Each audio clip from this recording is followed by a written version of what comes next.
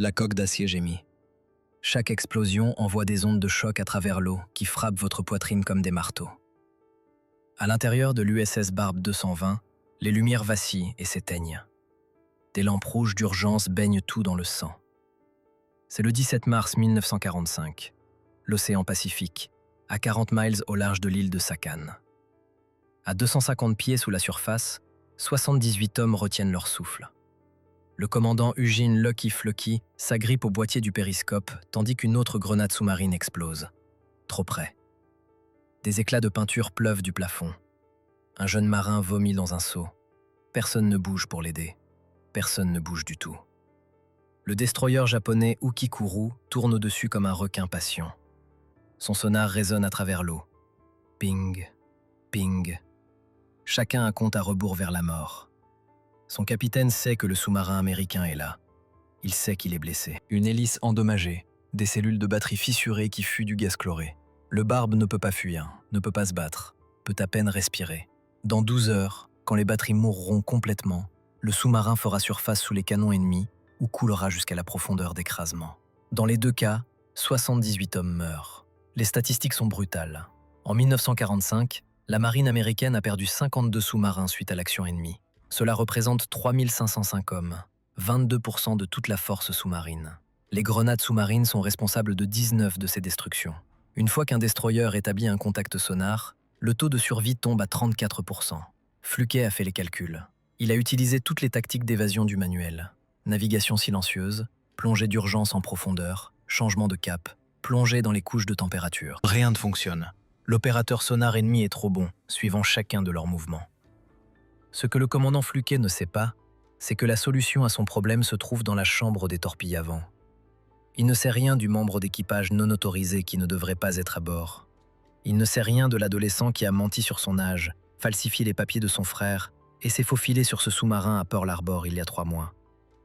Et il ne sait certainement pas que ce gamin de 16 ans qui peut à peine se faire pousser la barbe a observé les torpilleurs vétérans au travail, réfléchissant à la pression, à l'eau et aux bulles, et vient de comprendre quelque chose que tous les experts en sous-marins de la marine ont manqué. Le garçon s'appelle James Robert Bobby Decker, et son idée enfantine est sur le point de réécrire les règles de la guerre sous-marine. Pour comprendre pourquoi le Barbe est en train de mourir, vous devez comprendre comment les grenades sous-marines tuent. Une grenade sous-marine est essentiellement un baril rempli de 300 à 600 livres de TNT, conçu pour exploser à une profondeur pré-réglée. Elle n'a pas besoin d'un coup direct. L'eau est incompressible. L'onde de choc se propage sans entrave dans toutes les directions. Si une grenade sous-marine explose à moins de 28 pieds de la coque d'un sous-marin, la coque sous pression se fissure. À moins de 50 pieds, elle cause des dommages mortels à l'équipement, rompt les tuyaux, court-circuite les systèmes électriques. À moins de 150 pieds, elle secoue l'équipage si violemment qu'il ne peut plus fonctionner. Mais le vrai tueur n'est pas l'explosif, c'est le sonar. Le sonar actif envoie des ondes sonores à travers l'eau. Quand ces ondes frappent quelque chose de solide, comme un sous-marin en acier, elles rebondissent. L'opérateur sonar entend l'écho de retour, calcule la distance et le relèvement, et dirige son navire pour larguer des grenades sous-marines selon un schéma qui encadre la position du sous-marin. Depuis 1943, les commandants de sous-marins ont tout essayé pour vaincre le sonar. Ils plongent profondément, espérant se cacher sous des couches de température qui réfractent les ondes sonores. Ils éteignent tout l'équipement, naviguant en silence pour éviter de donner des cibles acoustiques à l'ennemi. Ils libèrent de l'huile et des débris pour faire croire à l'ennemi qu'il coule. Rien ne fonctionne de manière fiable. Le groupe de recherche opérationnelle sur les sous-marins de la marine américaine a analysé 1008 attaques à la grenade sous-marine dans le théâtre du Pacifique. Leur conclusion est brutale. Une fois le contact sonar établi et maintenu, la survie du sous-marin dépend principalement de la chance. Les experts ont proposé des solutions. De meilleurs revêtements de coque qui absorbent le sonar, des sous-marins plus rapides et plongeant plus profondément, des brouilleurs électroniques qui confondent le sonar ennemi. Tout cela nécessite des années de recherche, des millions de dollars, des rénovations complètes de sous-marins.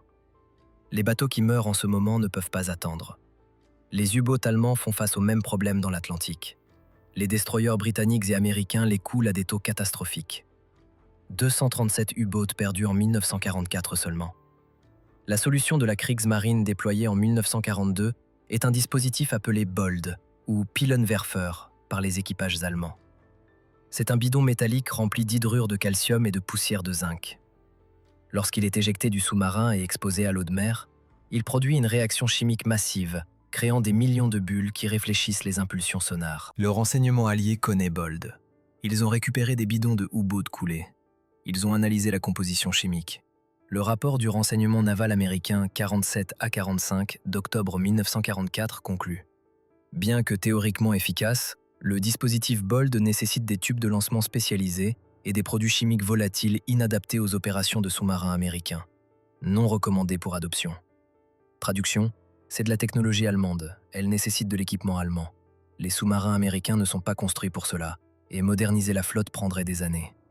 Alors, les capitaines de sous-marins américains continuent de mourir de la même manière, piégés sous l'eau tandis que les destroyers ennemis larguent méthodiquement grenade après grenade, rapprochant le schéma jusqu'à ce que quelque chose de vital se brise. Les enjeux ne pourraient pas être plus élevés. Les sous-marins américains sont les armes les plus efficaces du Pacifique. Ils ont coulé 300 navires marchands japonais, 5 millions de tonnes de cargaisons ennemies. Ils ont étranglé les lignes d'approvisionnement du Japon, coupant le pétrole des Indes orientales néerlandaises, le caoutchouc d'Indochine, le riz de Corée. Ils affament l'ennemi jusqu'à la soumission. Mais le coût se mesure en bateaux perdus et en hommes perdus. USS Wahoo, disparu. USS Harder, disparu. USS Tang, coulé par sa propre torpille. Seulement 9 survivants. USS Growler, éperonné par une canonnière japonaise, coulé avec tout l'équipage. 52 sous-marins, 3505 hommes, et ça continue. La marine américaine a besoin d'un miracle. Elle a besoin d'un moyen pour les sous-marins de vaincre le sonar ennemi, sans mois de modernisation, sans équipement spécialisé, sans produits chimiques qui pourraient exploser à leur propre visage. Elle a besoin de quelque chose de simple, quelque chose d'immédiat, quelque chose qui fonctionne maintenant. Elle est sur le point de l'obtenir d'un gamin qui ne devrait même pas être sur le bateau. James Robert Decker, Bobby pour ses camarades de bord, est né le 3 avril 1929 à Corpus Christi, Texas. Son père était un marin marchand qui s'est noyé quand Bobby avait 8 ans. Sa mère s'est remariée avec un homme qui voyait Bobby comme une bouche à nourrir qu'il n'avait pas demandé. À 15 ans, Bobby travaillait sur les quais, chargeant des cargos, économisant chaque dollar. À 16 ans, il a pris sa décision. Rejoindre la marine, voir le monde, échapper au poing de son beau-père. La marine voulait des jeunes de 17 ans avec le consentement parental ou des jeunes de 18 ans avec un diplôme d'études secondaires. Bobby n'avait ni l'un ni l'autre, mais il avait l'acte de naissance de son frère aîné, une main ferme pour la falsification, et une fausse moustache dessinée avec le crayon à sourcils de sa mère qui n'a trompé absolument personne, sauf le recruteur à Galveston, qui avait un quota à atteindre. Le 3 décembre 1944, James Robert Decker, âgé de 16 ans et 8 mois, a levé la main droite et a juré de défendre la Constitution. La marine l'a affecté au service sous-marin, non pas parce qu'il l'avait demandé, mais parce que le service sous-marin avait besoin de corps, et Bobby était là. Il n'avait aucune formation technique, aucune formation en ingénierie, aucune éducation universitaire. La marine lui a donné 8 semaines d'école de base sous-marine à New London, Connecticut, juste assez pour apprendre quelle valve fait quoi et comment ne pas tuer tout le monde en inondant le bateau. Puis ils l'ont mis sur l'USS Barb, comme apprenti torpilleur, le poste le plus bas dans la hiérarchie sous-marine. Ses tâches, charger les torpilles, nettoyer les tubes lance-torpilles, polir les raccords en laiton, faire du café, et garder sa bouche fermée pendant que les vrais marins faisaient le travail important. Bobby était doué pour garder sa bouche fermée. Il n'était pas doué pour suivre les ordres. Les torpilleurs vétérans ont remarqué le gamin maigre qui les regardait travailler, regardant trop attentivement, posant des questions. Pourquoi le flacon d'air de la torpille se pressurise-t-il à 2700 PSI? Pourquoi la charge d'impulsion n'utilise-t-elle que 400 PSI? Où va le reste? Le maître torpilleur en chef, Raymond Parker, lui a dit de se taire et de laver le pont. Mais Parker a aussi remarqué quelque chose. Le gamin comprenait les différentiels de pression, comprenait comment l'air comprimé se comportait sous l'eau, le comprenait instinctivement, comme certaines personnes comprennent la musique ou les mathématiques. Lors des 2 premières patrouilles de guerre du Barbe, Bobby a gardé la tête baissée. Il a chargé des torpilles. Il a tiré les tubes quand on le lui ordonnait. Il a regardé le commandant Fluke chasser les navires japonais avec une agression calculée qui terrifiait et enthousiasmait l'équipage. Mais pendant les attaques à la grenade sous-marine, et il y en a eu 7, Bobby a remarqué quelque chose que les vétérans avaient manqué. Quand il tirait une torpille, de l'air bouillonnait hors du tube pendant l'éjection de la masse d'eau.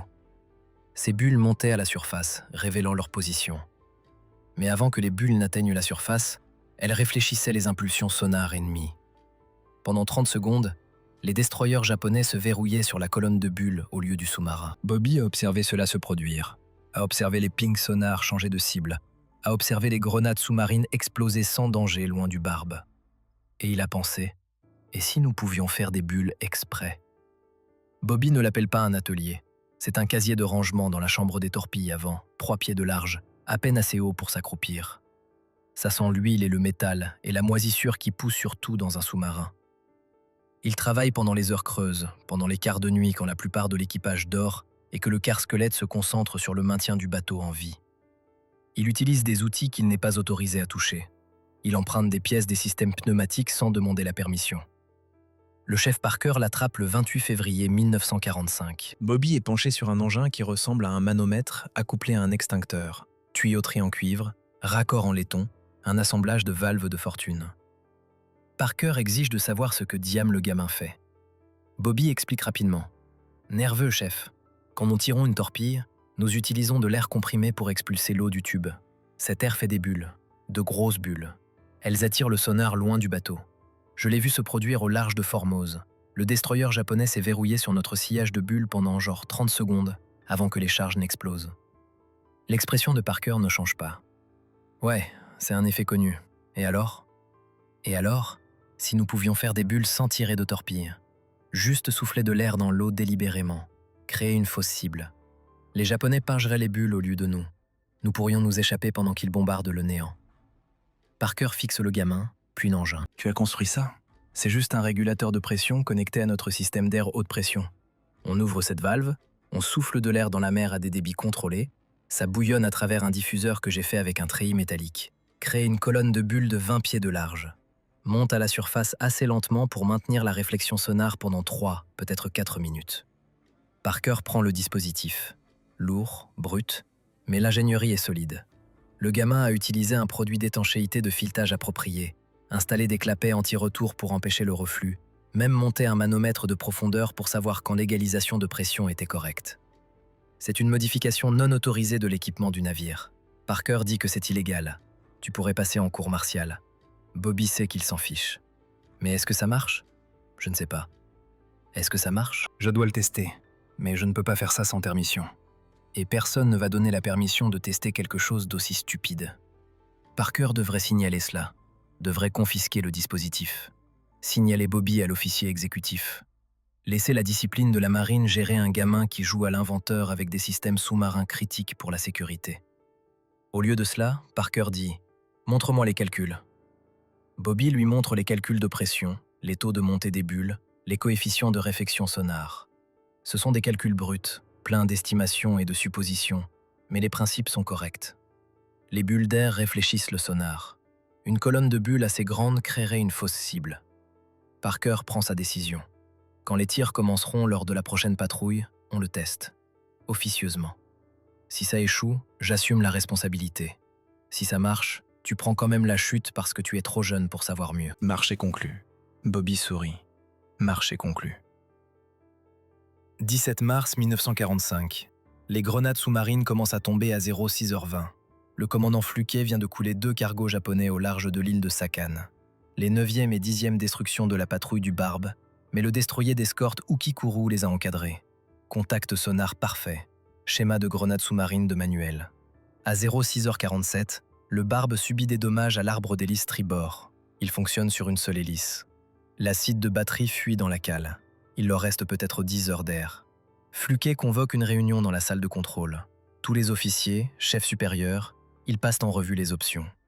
On peut essayer d'aller en profondeur, se poser sur le fond jusqu'à la tombée de la nuit, suggère le capitaine de corvette Paul Summers, l'officier exécutif. Nous sommes à 210 pieds dans 320 pieds d'eau, répond Fluky. Si nous nous posons sur la boue, nous n'aurons peut-être pas la puissance pour briser la succion. Nous serions coincés. Faire surface et combattre contre un destroyer. Nous serions morts en 2 minutes. La pièce devient silencieuse. Les options sont épuisées. C'est comme ça que les sous-marins meurent. Piégés sous l'eau, batterie mourante, air qui s'épuise, attendant la grenade sous-marine qui fissure la coque comme un œuf. À 07h12, le chef Parker entre dans la salle de contrôle. Non autorisé. On n'interrompt pas une réunion stratégique du capitaine à moins que le bateau ne soit en feu. « Capitaine, permission de parler. » Fluky lève les yeux, agacé, Chef, ce n'est pas le moment. Monsieur, nous avons une contre-mesure potentielle, peu orthodoxe. Nécessite votre approbation pour le déploiement. Tous les officiers se tournent. Contre-mesure. Il n'y a pas de contre-mesure pour le sonar actif, sauf la prière. Expliquez, dit Fluquet. Parker explique le leurre à bulle d'air, la fausse cible sonar, le dispositif que Bobby a construit. La pièce explose. C'est insensé, le lieutenant Jack Walker s'exclame. On commence à souffler de l'air. On annonce notre position exacte. Ils connaissent déjà notre position. Parker interrompt. Ils ont un contact sonar solide. Cela leur donne une deuxième cible. Ils bombarderont les bulles pendant que nous manœuvrons pour nous dégager. Comment savez-vous que ça marchera? Je ne sais pas. Mais les Allemands utilisent quelque chose de similaire. Les Britanniques l'appellent SBT, cible de bulles sous-marines. Les rapports de renseignement disent que c'est efficace. Le capitaine de corvette Summers secoue la tête. Les Allemands utilisent des tubes de lancement spécialisés et des bidons chimiques. Nous parlons de bricoler des systèmes d'air comprimés pendant le combat. Si quelque chose se rompt, nous pourrions perdre la pression d'air haute pression, perdre la capacité de soufflage de ballast, perdre notre capacité à faire surface. Ou Parker dit calmement. Nous pourrions vivre.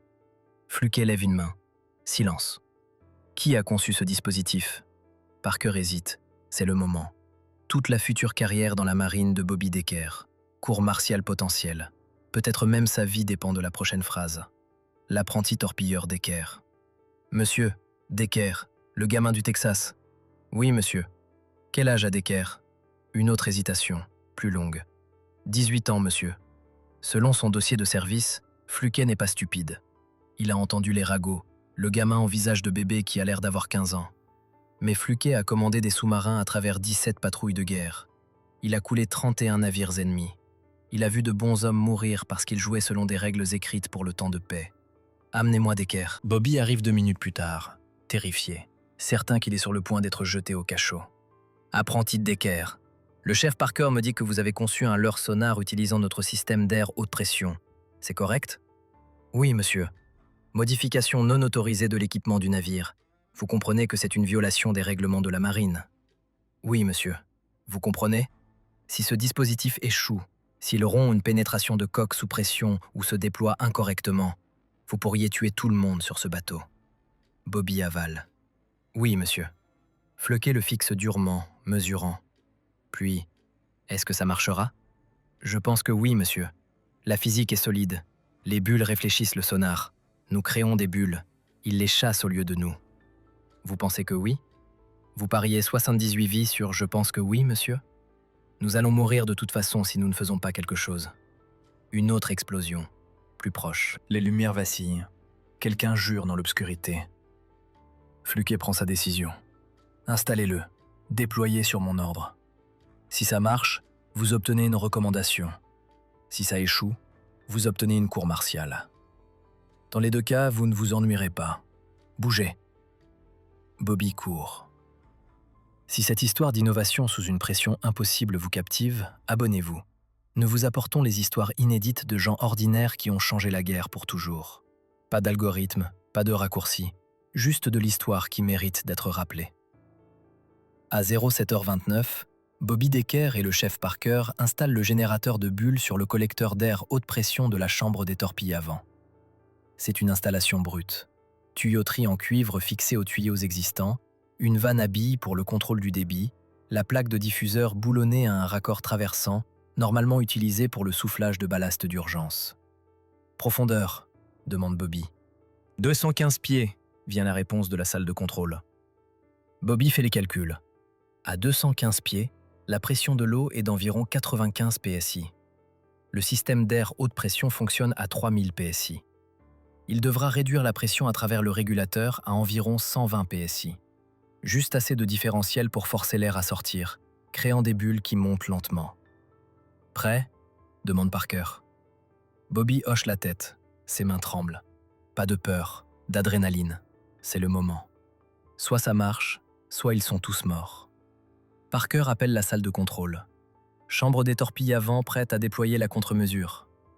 La voix de Fluquet grésille sur l'interphone. En attente. Au-dessus d'eux, Ukikuru complète un autre balayage sonar. Ping, ping, ping. Le capitaine du destroyer japonais, le capitaine de corvette Tishi Nakamura est confiant. Il a piégé des sous-marins américains auparavant.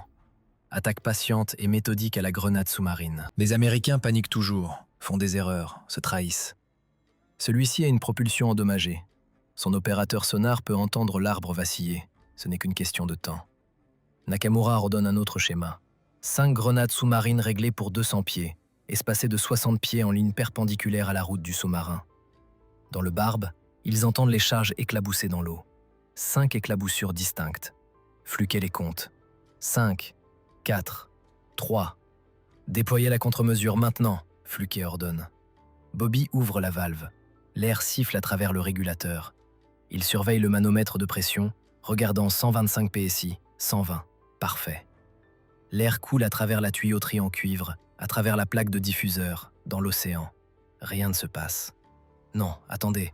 Sur la console sonar dans la salle de contrôle du barbe, le technicien sonar Frank Morrison porte des écouteurs, écoutant le destroyer ennemi. Il entend le sonar actif du destroyer pinger. L'entend se réfléchir sur la coque du barbe et puis... Le contact change. Morrison crie. Le sonar ennemi suit le relèvement 090, distance décroissante. Ils sont verrouillés sur quelque chose devant nous.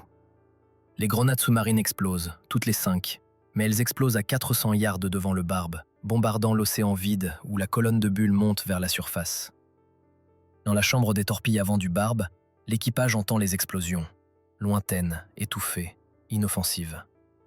Quelqu'un rit, un rire nerveux, incrédule. Ça a marché. Parker murmure, « Jésus-Christ, ça a vraiment marché. » Mais Fluquet sait qu'un test ne suffit pas. L'ennemi les réacquérera dans quelques minutes. Il a besoin de confirmation. Il doit prouver que ce n'était pas de la chance. Gouvernail à droite, cap stable 270. Déployez la deuxième contre-mesure dans 2 minutes. Le barbe se faufile sur une hélice, lent et silencieux. Au-dessus, l'opérateur sonar d'Ukikuru est confus. Son contact a disparu, puis est réapparu vers l'avant. Mais quand les grenades sous-marines ont explosé, la cible avait disparu.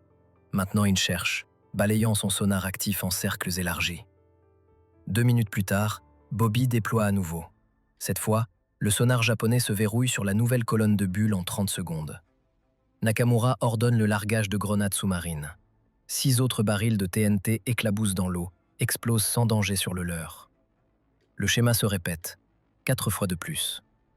Au cours des 3 heures suivantes, Bobby crée des leurres à bulles. 4 fois de plus, le destroyer japonais gaspille des grenades sous-marines sur des fantômes. À 10h45, Ukikuru a dépensé 42 grenades sous-marines. Ses magasins sont presque vides. Son opérateur sonar signale de multiples contacts confus, certains en mouvement, d'autres stationnaires, aucun ne se comportant comme un sous-marin. Nakamura, frustré et à court de munitions, rompt l'attaque. À 11h12, Fluky ramène le barbe à profondeur périscopique. Il voit l'Ukura s'éloigner vers le nord-est. Une fumée noire s'échappe de ses cheminées, fin de l'alerte au combat. Fluky annonce « Nous sommes tirés d'affaire ». L'équipage explose en acclamations. Les hommes s'étreignent. Quelqu'un se met à chanter. Le chef Parker trouve Bobby dans la chambre des torpilles avant, assis sur le pont, la tête entre les genoux, hyperventilant de soulagement. « Tu as bien fait, gamin », dit Parker. Bobby lève les yeux. « On a survécu. On a survécu. » Fluky documente tout. Il consigne l'engagement dans les moindres détails. Heures, profondeur, actions ennemies, contre-mesures, déploiement, résultats. Il inclut les schémas du dispositif de Bobby, les calculs de pression, les notes opérationnelles. Lorsque le barbe retourne à Pearl Harbor le 28 mars 1945, Fluky soumet son rapport de patrouille au commandant des forces sous-marines du Pacifique. Il inclut une recommandation spécifique. Le leurre à bulles d'air conçu par le matelot Decker devrait être testé, perfectionné et déployé dans toute la flotte. Il ne nécessite aucun équipement spécialisé, aucune substance chimique, et peut être installé sur les sous-marins existants en moins de 4 heures. La section tactique sous-marine de la marine examine le rapport, puis teste le concept. En mai 1945, ils ont perfectionné le prototype rudimentaire de Bobby en un équipement officiel, le leurre à bulles pour sous-marins, Mark I. L'installation commence immédiatement. 32 sous-marins reçoivent la modification avant le jour de la victoire sur le Japon. L'impact statistique est mesurable. Entre mars et août 1945, les sous-marins américains équipés de leurres à bulles survivent à 89% des attaques aux grenades sous-marines, contre 74% pour les sous-marins sans le dispositif. C'est une amélioration de 15 points du taux de survie. 15 points de pourcentage se traduisent par des vies sauvées. Environ 180 sous-mariniers qui seraient morts ont vécu à la place parce qu'un gamin de 16 ans a pensé aux bulles pendant une attaque aux grenades sous-marines, et l'ennemi a su que quelque chose avait changé. Un interrogatoire d'après-guerre du capitaine Nakamura est enregistré dans le rapport de renseignement naval allié J-156. Lorsqu'on interroge sur les tactiques sous-marines américaines en 1945, Nakamura répond « les Américains ont développé une sorte de technologie fantôme. Notre sonar verrouillait le contact. Nous attaquions, mais le sous-marin disparaissait. Nous entendions des bruits d'hélice dans une direction, mais le sous-marin refaisait surface à des kilomètres de là. C'était comme s'il pouvait se diviser en plusieurs cibles. Très frustrant, très efficace. Deuxièmement, cette chaîne survit grâce à des spectateurs comme vous, qui valorisent l'histoire plutôt que le battage médiatique. Si l'histoire de Bobby Decker vous a touché, envisagez de nous soutenir sur Patreon. Chaque dollar va directement dans la recherche, nous aidant à découvrir davantage de héros oubliés. Lien dans la description. Après la guerre, la marine a essayé d'oublier Bobby Decker. Pas délibérément, pas malicieusement, juste bureaucratiquement. Les dossiers montraient son véritable âge. Une enquête a révélé qu'il s'était enrôlé en utilisant des documents frauduleux. Techniquement, tout son service était illégal. Techniquement, tout ce qu'il avait fait, y compris sauver le Barbe, avait été accompli alors qu'il était du personnel non autorisé. La marine étant la marine, leur solution fut de le libérer discrètement en septembre 1945 et de faire comme si le problème n'avait jamais existé. Pas de fanfare, pas de cérémonie, pas de reconnaissance de sa contribution. Le commandant Eugène Fleuqui a riposté. Fleuqui, qui recevrait finalement la médaille d'honneur pour les patrouilles de guerre du Barbe, a écrit une lettre cinglante au bureau du personnel naval. L'âge du matelot Decker est sans importance, sa contribution ne l'est pas. Il a conçu un dispositif qui a sauvé ce bateau et en sauvera d'autres. Le libérer sans reconnaissance est de la lâcheté déguisée en règlement. La bureaucratie a gagné.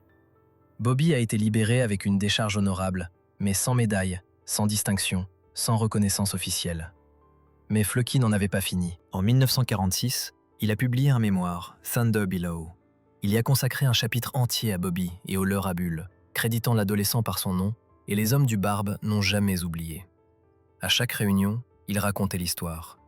Lors d'événements d'anciens combattants, il trouvait Bobby et s'assurait que tout le monde savait ce qu'il avait fait.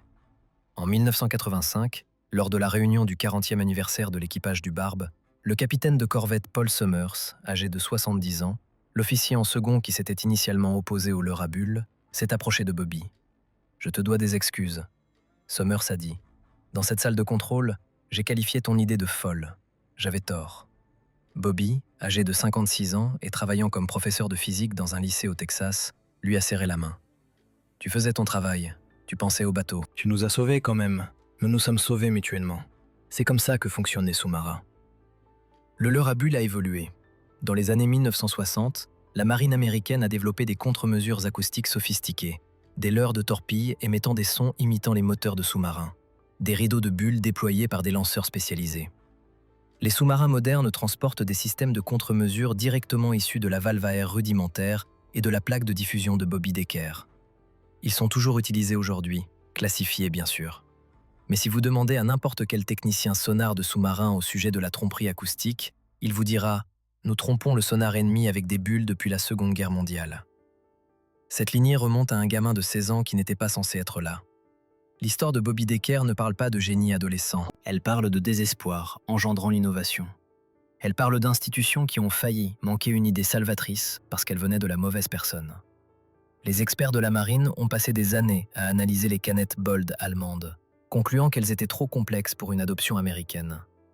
Un adolescent sans formation formelle a regardé le même problème et a pensé « Et si on soufflait simplement de l'air dans l'eau ?» Parfois, la percée ne vient pas du doctorat. Elle vient de la personne la plus proche du problème, prête à essayer quelque chose que tout le monde a rejeté comme trop simple, trop évident, trop stupide pour fonctionner. 78 hommes sont rentrés chez eux de cette patrouille. Beaucoup ont eu des enfants, des petits-enfants, des vies complètes. Tout cela parce que quelqu'un a demandé « Et si ?» et quelqu'un d'autre a répondu « Découvrons-le ».